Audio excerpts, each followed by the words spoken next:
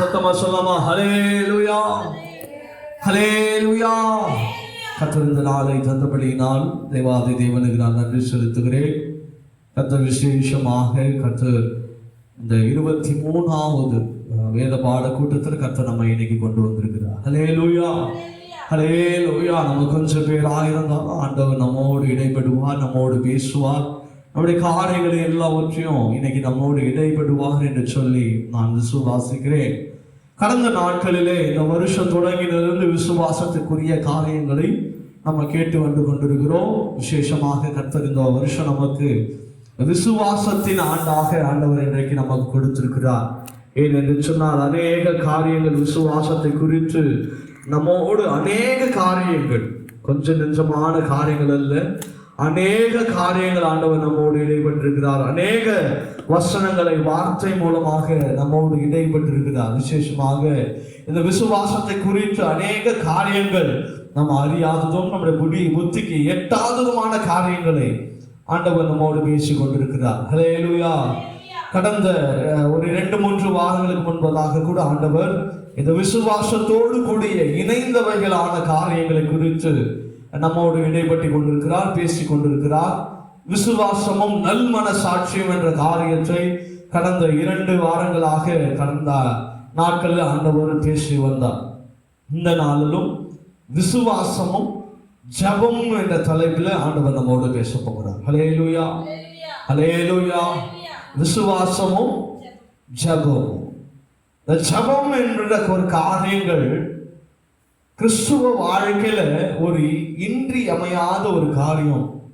இந்த ஜெபம் என்ற ஒரு காரியம் ஒரு கிறிஸ்துவ வாழ்க்கையில நமக்கு மிகவும் அவசியமான காரியம். ஹல்லேலூயா, ஹல்லேலூயா.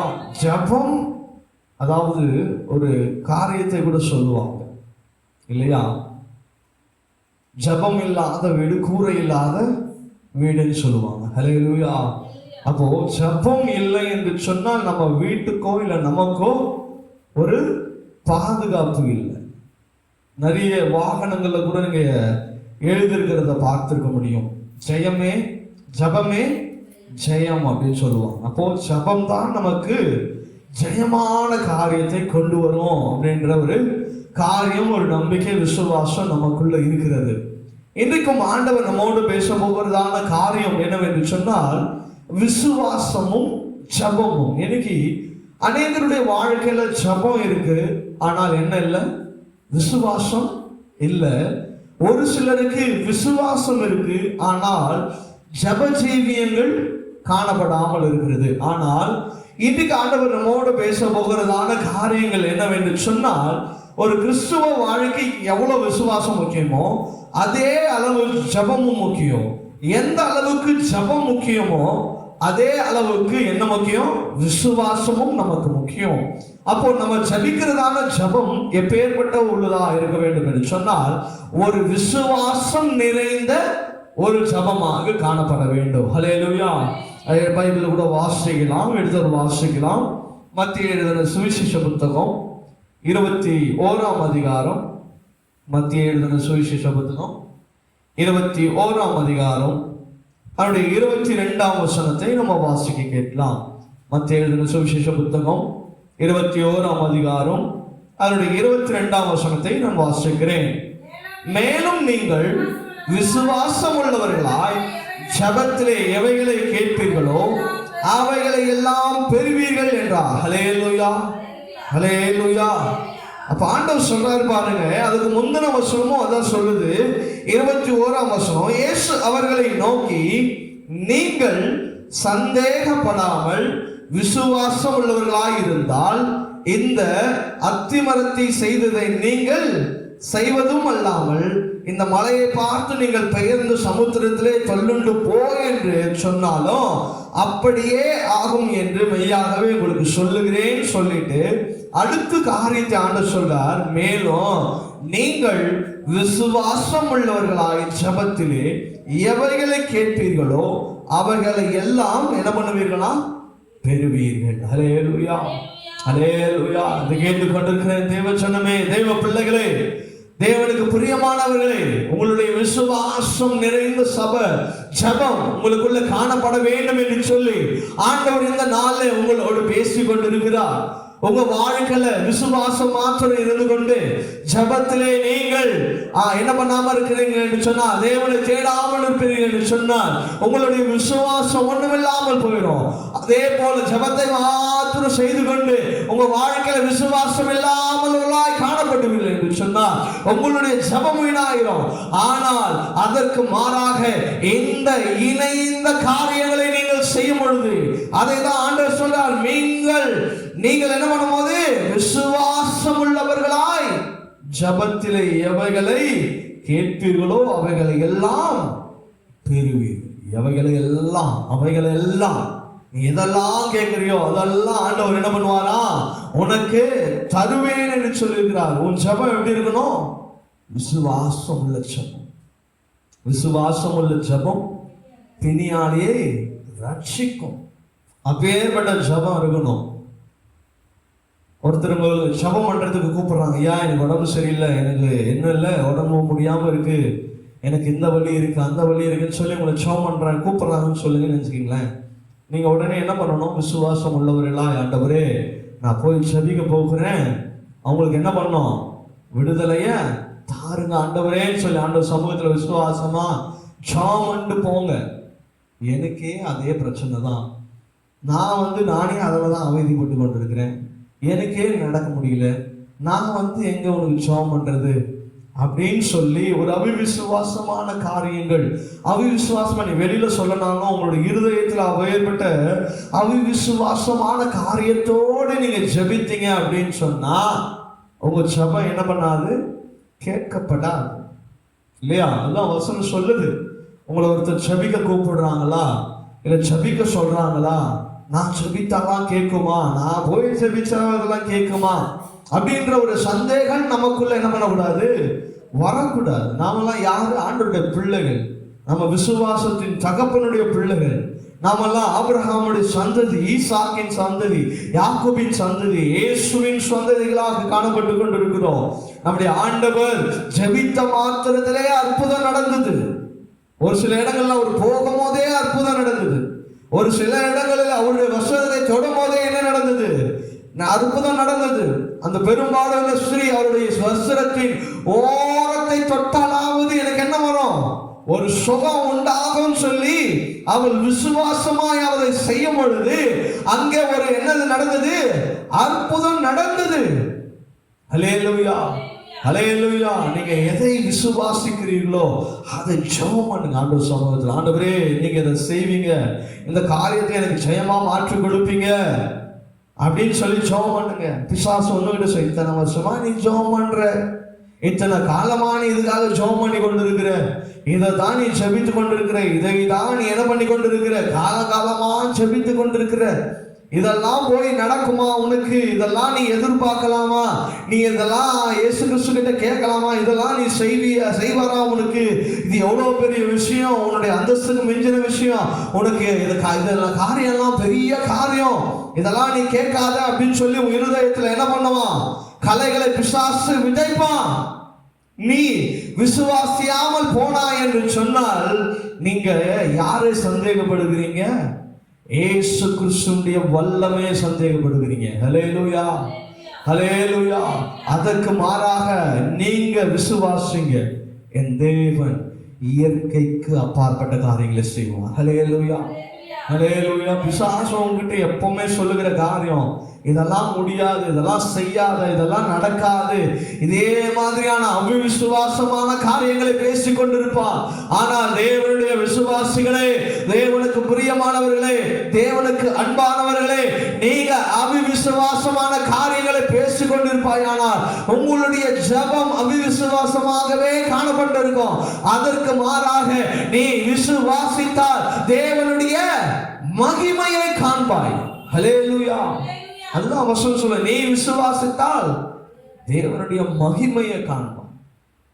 விசுவாசிக்கணும், நீ நம்பணும். இயேசு என் வாழ்க்கையில் அந்த காரியத்தை செய்வார் என்ற ஒரு காரியம் உங்களுக்குள்ள முதல்ல வரணும். நீ அப்படி நினைக்கும் பொழுதுதான் நீ போய் ஜெபிக்கும் பொழுது பிணியாளியை ரட்சிக்க முடியும். முதலாவது நீ ரட்சிக்கப்படணும். ஹல்லேலூயா, ஹல்லேலூயா. நீ அதை உணரணும். உனக்குள்ள இயேசு எனக்குள்ள காரியத்தை செய்திருக்கிறார். ஏசப்பா எனக்குள்ள நன்மையான காரியங்களை செய்திருக்கிறார். நான் செபித்தா அற்புதம் நடக்கும். நான் போனா பிசாசு நடுங்கும். நான் வியாதியஸ்தர்களுக்கு ஜெபம் பண்ணும்போது அற்புதம் நடக்கும். குழந்தை இல்லாதவங்களுக்கு நான் ஜெபம் பண்ணா குழந்தை பிறக்கும். கட்டப்பட்டிருக்கிறவங்களுக்கு கட்டு பண்ணா பிசாசினை பார்த்து ஓடும்.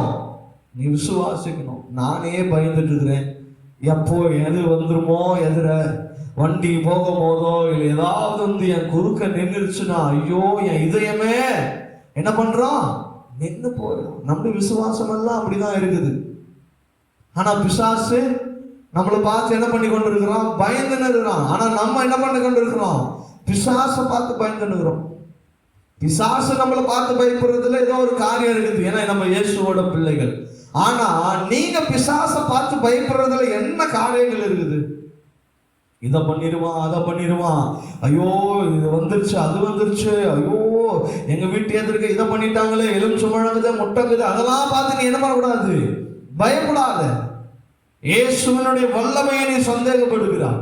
அவர் விசுவாசிக்காம போனா என்று சொன்னா அவருடைய வல்லமையை நீ சந்தேகப்படுகிறாய் என்பதில் எந்த மாற்று கருத்தும் இல்லை. ஆனால் நீ இயேசுவை விசுவாசித்தால் தேவனுடைய மகிமையை காண்பாய். ஹல்லேலூயா.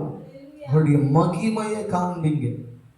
வேதத்துல யார் யாரெல்லாம் இயேசுவை விசுவாசித்தாங்களோ அவங்க எல்லாம் என்ன பண்ணாங்க, அவருடைய மகிமையையும் மேன்மையும் கண்டார்கள். ஹல்லேலூயா, ஹல்லேலூயா.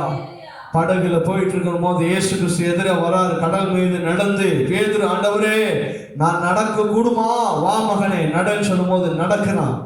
ஒரு 2 ஸ்டெப் எடுத்து வச்ச உடனே அவனுக்குள்ள எல்லாம் வந்துருச்சு, பயம் வந்துருச்சு. ஐயோ நம்ம உள்ள போயிருவோமோ அப்படின்னு நினைக்கும் பொழுதே என்ன பண்ணிட்டான், உள்ள போயிட்டான். ஹல்லேலூயா. ஆனா அந்த 2 ஸ்டெப்பு அவன் எடுத்து வைக்கும் பொழுது அவன் இயேசுவின் மீது நம்பிக்கை வைத்தான். ஹல்லேலூயா. வாழ்க்கையில இயேசு கிறிஸ்துவை எவ்வளவு தூரம் நீங்க நம்புறீங்களோ அவ்வளவு தூரம் நீங்க நடக்க முடியும். ஹல்லேலூயா.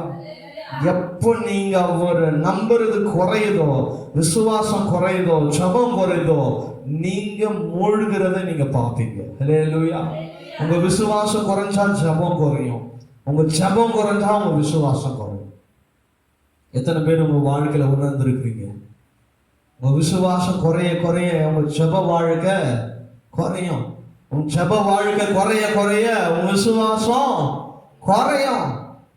அதனால நீங்க விசுவாசத்தையும் குறைக்க கூடாது, உங்க ஜெபத்தையும் குறைக்க கூடாது. ஏன்னா உங்க ஜெபம் தான் உங்கள் விசுவாசத்தை உயர்த்தும், உங்க விசுவாசம் தான் உங்களை ஜெபிக்க தூண்டும். ஹல்லேலூயா, ஹல்லேலூயா, ஹல்லேலூயா. மத்தேயு எழுதின சுவிசேஷ புத்தகம் 7ஆம் அதிகாரம் 7ஆம் வசனம் சொல்லுது, கேட்கிறவன் எவனோ பெற்றுக்கொள்வான். அதனுடைய மேல் வசனத்தை வாசிக்கும் பொழுது, கேளுங்கள் அப்பொழுது உங்களுக்கு கொடுக்கப்படும். நீ கேளு, ஆண்டவர் சமூகத்துல விசுவாசமா கேளு.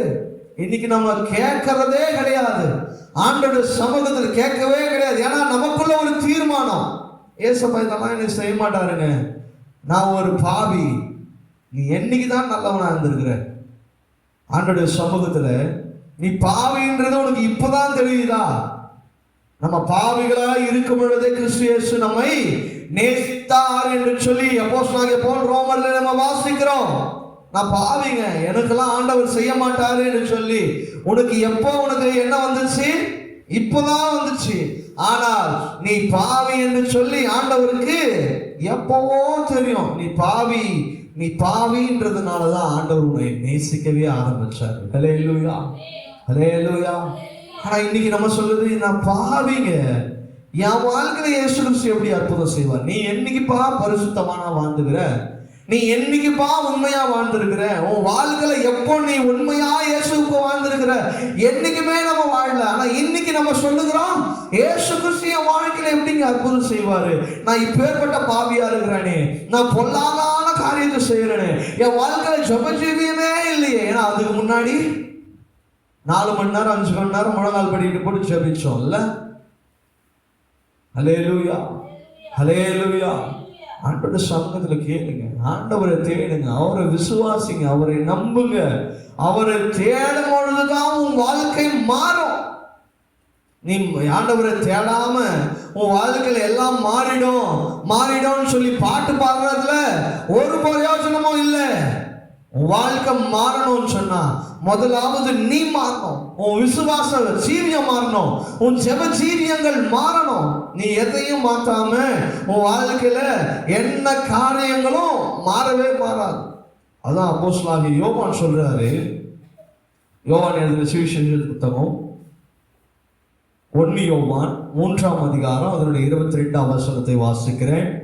1 யோவான் 3ஆம் அதிகாரம் அதனுடைய 22ஆம் வசனத்தை நான் வாசிக்கிறேன்.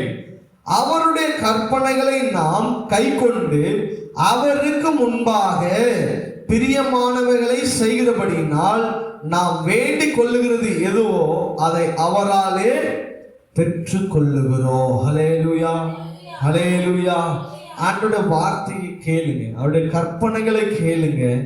அந்த கற்பனைகளை கேட்டாதான் நீங்க அவருக்கு பிரியமானவனாய் வாழ முடியும். ஹல்லேலூயா, ஹல்லேலூயா. இன்னைக்கு நிறைய பேருக்கு ஏசப்பாக்கு பிடிச்ச மாதிரி வாழணும்னு ஆசை. ஆனா ஆசை மட்டும்தான் இருக்குதே தவிர அதை செய்கிறதற்கு என்ன வரல, அவங்களுக்கு மனம் வரல. ஆண்டவர் சொல்ற, என் கற்பனையை நீ கை கொள்ளுப்பா, என் வசனத்தை நீ கை கொண்டனா எனக்கு நீ பிரியமானவனா இருப்ப அப்படின்னு சொல்லிட்டாரு. ஆனா அதை செய்யறதுக்கு நமக்கு கஷ்டமா இருக்கிறது. ஆண்டவர் சொல்ல, நீ உன்னை நேசிக்கிற மாதிரி பிறனை நேசி, நீ என்ன நேசி, அதுக்கப்புறமா உன்னை நேசிக்கிற மாதிரி பிறனை நேசி, கொலை செய்யாத, கபடு செய்யாத, பிறனுடைய பொருளை இச்சிக்காத, கொலை செய்யாத, விபச்சாரம் செய்யாத, இதெல்லாம் தான் அவர் சொல்லி வச்சிருக்கிறாரு. இதைத்தான் என்னால செய்ய முடியலையே. இதை கேட்டுக்கொண்டிருக்கிற தேவச்சனமே, நீ கர்த்தருக்கு பிரியமில்லாமல் வாழ்வாயானால் நீ தேவனுக்கு முன்பாக பிரியமானவனாய் வாழவே முடியாது. அல்லேலூயா. ஆண்டவருடைய வார்த்தையை கற்பனைகளை நீ கை கொள்ளாமல் போனால் தேவனுக்கு ஒரு காலமும் நீங்க பிரியமானவனாய் இருக்க முடியாது. அவருடைய கற்பனைகளை நீ விசுவாசிக்கணும், அவரை நம்பணும், அவரை தேடணும். தேவ மனுஷன் ஒருத்தன் இருந்தான், எலியான ஒரு மனுஷன். அவன் செய்கிற, அவன் சொல்லுகிற எல்லா காரியத்தையும் அப்படியே ஆண்டவர் செய்தார். ஹல்லேலூயா. ஆண்டவர் சொல்லுகிறாரா, நான் ஏலியாவுக்கு மட்டும்தான் செய்வேன், இந்த 21வது செஞ்சுரி இருக்கிற ஜனங்களுக்கெல்லாம் நான் செய்ய மாட்டேன், இந்த 21ஆம் நூற்றாண்டில் இருக்கிற பிள்ளைகளுக்கெல்லாம் நான் செய்யவே மாட்டேன். அன்னைக்கு ஏலியாவுக்கு மட்டும்தான் செய்வேன், எலிசாவுக்கு மட்டும்தான் செய்வேன், ஆபிரகாமுக்கு மட்டும்தான் செய்வேன், ஈசாக்கு மட்டும்தான் செய்வேன், யோசேப்புக்கு மட்டும்தான் செய்வேன், பவுலுக்கு மட்டும்தான் செய்வேன், தாவீதுக்கு மட்டும்தான் செய்வேன், சாத்ரேக் ஆபேத்நேகோவுக்கு மட்டும்தான் செய்வேன் என்று சொல்லி ஆண்டவர் சொல்லியிருக்கிறாரா? சொல்லுங்க, ஆண்டவர் என்னைக்காவது சொல்லியிருக்கிறாரா? கேளுங்கள் அப்பொழுது உங்களுக்கு கொடுக்கப்படும் தான் சொல்லியிருக்கிறாரு. எனக்கு கற்பனைகளை ஏற்றுக்கொண்டு எனக்கு பிரியமாய் நீ வாழு, அதுதான் வசனம் சொல்லுது. கை கொண்டு எனக்கு முன்பாக பிரியமானவர்களை செய்கிறபடியினால் நாம் வேண்டிக் கொள்ளுகிறது எதுவோ அதை யாரால பெற்றுக்கொள்ளுகிறோமா? அவராலே பெற்றுக்கொள்ளுகிறோம். ஹல்லேலூயா, ஹல்லேலூயா. அவர் செய்கிறதற்கு மனதுடையவராயிருக்கிறார் என் தேவ ஜனமே. ஆனால் பிரியமாய் வாழ்றதுக்கு உங்களுக்கும் எனக்கும் இந்த நாள்ல ஆசை இல்லை. ஆசீர்வாதம் மட்டும் எனக்கு வந்துடணும்னு நம்ம நினைக்கிறோம். ஆனால் எனக்கு என் ஜீவியத்துக்குள்ள விசுவாசம் காணப்படாது, ஜெபம் காணப்படாது, தேவனுக்கு பிரியமாய் வாழ மாட்டேன், கற்பனையை பின்பற்ற மாட்டேன்.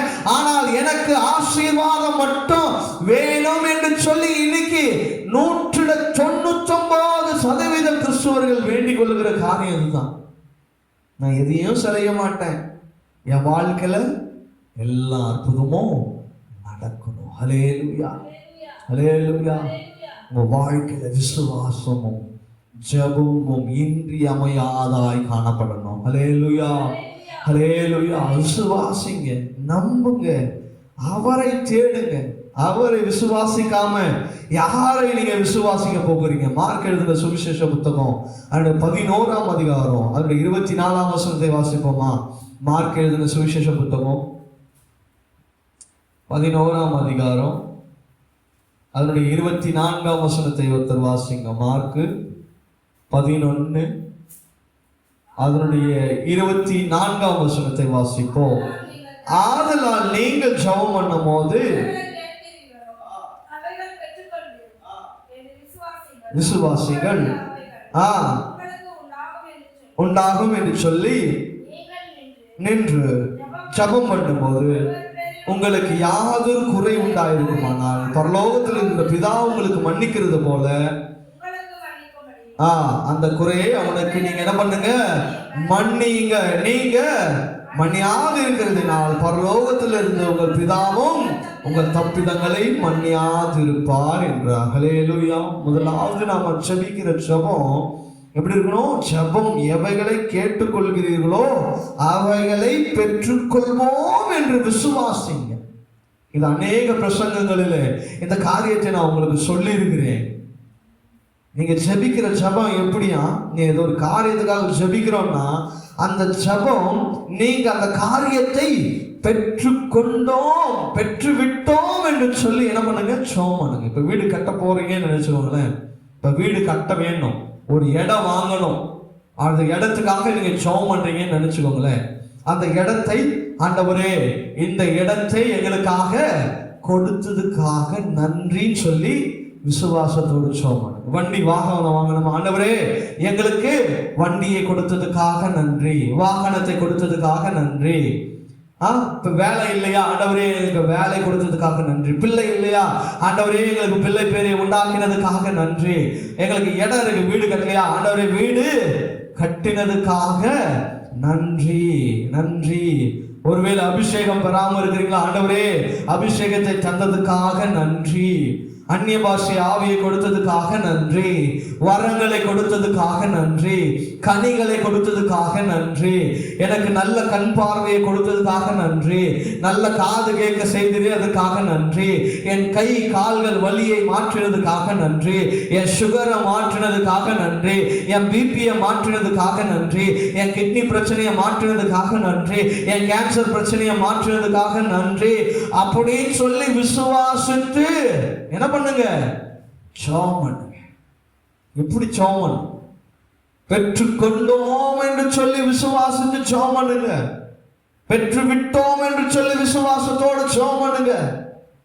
நீங்க விசுவாசத்தோடு ஜெபிக்க ஜெபிக்க கர்த்தர் உங்க வாழ்க்கையில கிரியை செய்கிறதை நீங்க பார்க்க முடியும். ஹல்லேலூயா ஹல்லேலூயா. ஊக்கமாய் ஜெபிக்கணும்.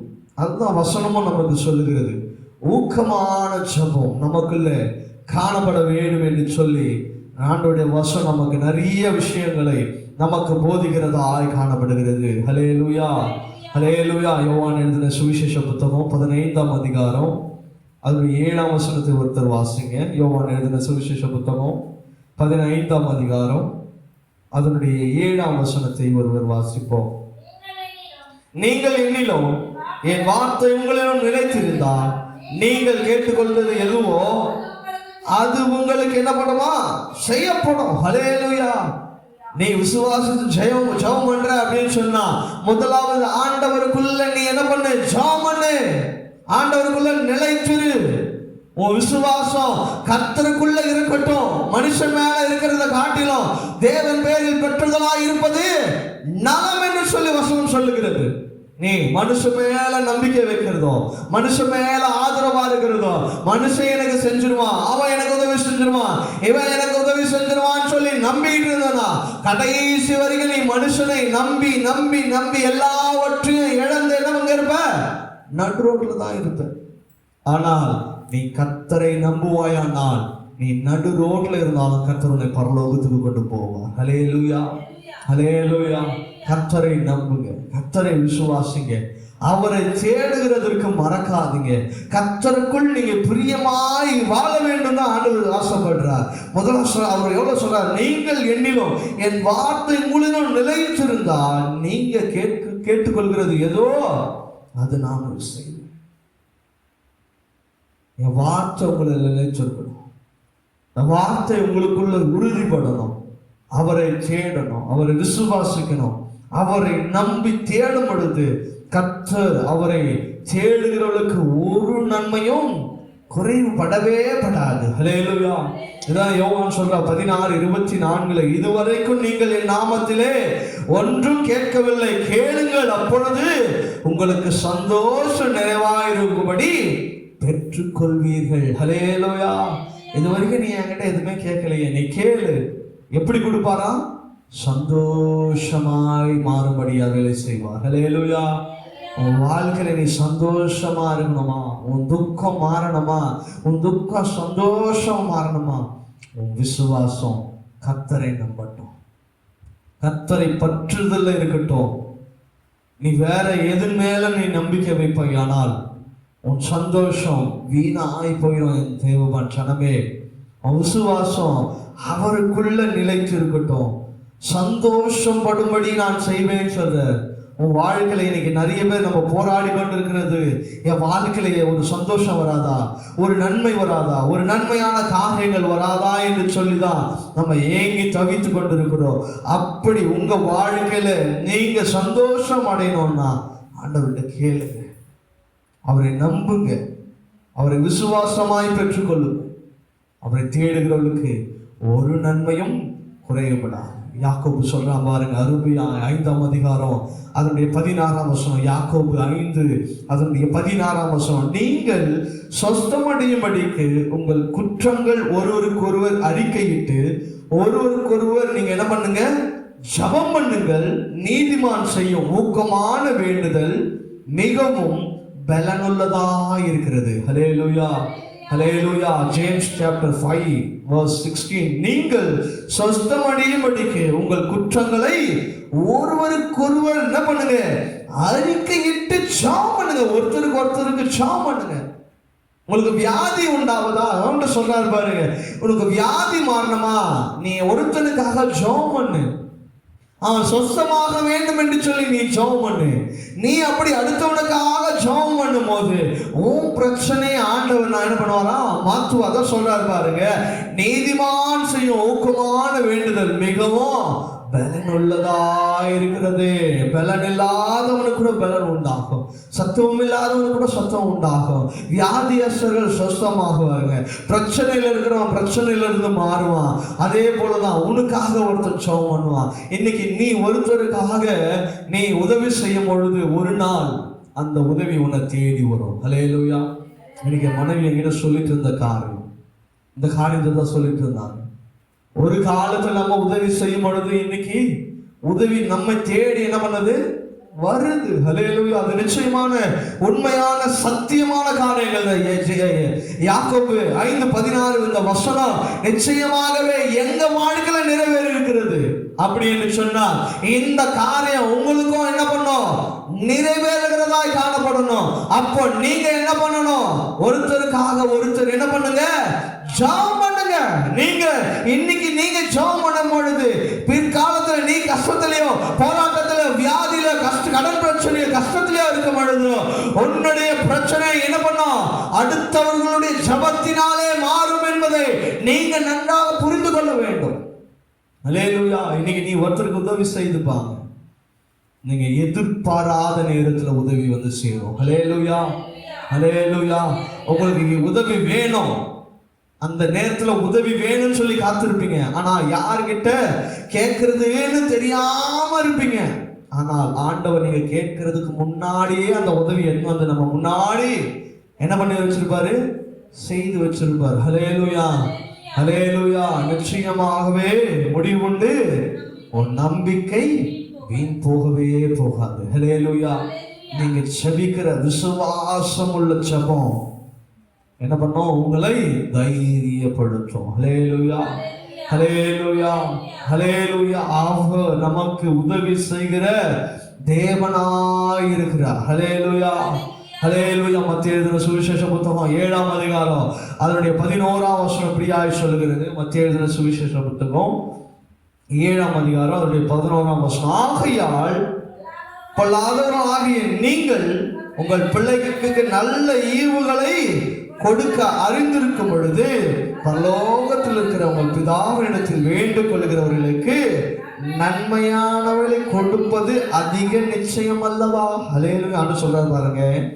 ஆகையால் பொல்லாதவர்களாக நீங்கள். ஆண்டவர் என்ன சொல்றாரு? பொல்லாதவர்களாக, பொல்லாத மனுஷன் நீ, பொறாம உள்ள மனுஷன் நீ, எரிச்சல் உள்ள மனுஷன் நீ, அடுத்தவன் கெட்டு போனோன்னு நினைக்கிற மனுஷன் நீ. கரெக்டு தான் ஆண்டவர் சொல்றது இல்லையா? நீ இவ்வளோ பொல்லாத காரியங்களை செய்யற நீயே உன் பிள்ளைகளுக்கு என்ன பண்ணணும்? நல்லது செய்யணும். தாய் கெட்டவளா இருந்தாலும் பிள்ளைகளுக்கு என்ன பண்ணணும்? நல்லது செய்யணும் தான் நினைப்பாங்க. தகப்பன் திருட்டு வேலை செஞ்சாலும் பிள்ளைகள் பசியோடு இருக்கக்கூடாதுன்னு தான் என்ன பண்ணுவான்? நினைப்பான். கொலை செய்யறவன் கூட எதுக்காக செய்யறான்? ஏதாவது ஒரு காரணம், ஏதாவது ஒரு சூழ்நிலை, ஏதாவது ஒரு காரியத்தை செய்வான். அப்பேற்பட்டவனே என்ன பண்ணும்? இவனுக்கு உதவி செய்யணும், புள்ள நல்லா இருக்கணும்னு நினைக்கிறான். அப்பேற்பட்ட பொல்லாதவர்களாகிய நீங்களே உங்கள் பிள்ளைகளுக்கு நல்லது ஈவு தரணும்னு சொல்லி நினைக்கிறீங்களே, பரலோகத்தில் இருக்கிற நான் உங்களுக்கு வேண்டிக் கொள்ளுகிறதை செய்யாமல் இருப்பேனோ? நீ எப்படிப்பா என் மேல சந்தேகப்படுவ அப்படின்னு சொல்லி ஆண்டவர் உங்களை கேள்வி கேட்கிறார். ஹல்லேலூயா. அங்க ஒரு வசனம், அந்த வசனத்துல ஒரு வரி அருமையாக சொல்லப்பட்டிருக்கிறது. 11ஆம் வசனத்துல ஒரு நல்ல ஈவுகளை கொடுக்க அறிந்திருக்கும் பொழுது, நல்ல ஈவு, ஈவு என்றால் கொடுக்கிற விஷயம். உன் பிள்ளைக்கு நீ நல்ல விஷயத்தை கொடுக்கணும், நல்ல படிப்பை கொடுக்கணும், நல்ல வேலையை கொடுக்கணும், நல்ல கணவன் மனைவியை பார்த்து கொடுக்கணும், நல்ல பைக்கை கொடுக்கணும், நல்ல வசதியை கொடுக்கணும், நல்ல வாய்ப்பை கொடுக்கணும்னு சொல்லி நீயே நினைக்கும் போது, உன்னை எனது சாயலாக உருவாக்கி இருக்கிற நான் உனக்கு அப்படி நினையாமல் இருப்பேனோ என்று சொல்லி ஆண்டவர் திட்டமும் தெளிவுமாய் உங்களோடு பேசுகிறார். ஹல்லேலூயா. இதை கேட்டுக்கொண்டிருக்கிற என் தேவ ஜனமே, உன் ஜெபம் ஊக்கமான ஜெபம், உன் ஜெபம் விசுவாசம் உள்ள ஜெபம், உன் ஜெபம் ஆண்டவரை நம்புகிற ஜெபம், ஆண்டவரை தேடுகிற ஜனம். நல்லா புரிஞ்சு கொள்ளுங்க.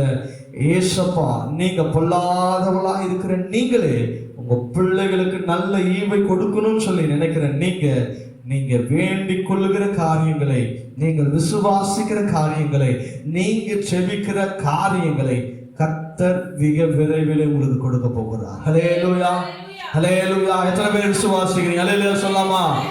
ஹல்லேலூயா, ஹல்லேலூயா. இதை ஆன்லைன் மூலமாக கேட்டுக்கொண்டிருக்கிறேன் தேவ ஜனமே, உங்களோடு இந்த ஆண்டவர் பேசுகிற காரியம் விசுவாசமா இருங்க, நம்பிக்கையா இருங்க. விசுவாசம் உள்ள ஜெபம் பின்னாலே ரட்சிக்கிறது போல என் தேவன் உங்களுக்கு நல்ல ஈவை தருவார், நல்ல காரியங்கள் செய்வார் என்று சொல்லி விசுவாசத்தோடு செபிப்போம். கர்த்தர் பெரிய காரியங்கள் செய்வார். தேவன் தாமே இந்த வார்த்தைகளை ஆசீர்வதிப்பாராக. நம்ம கண்களை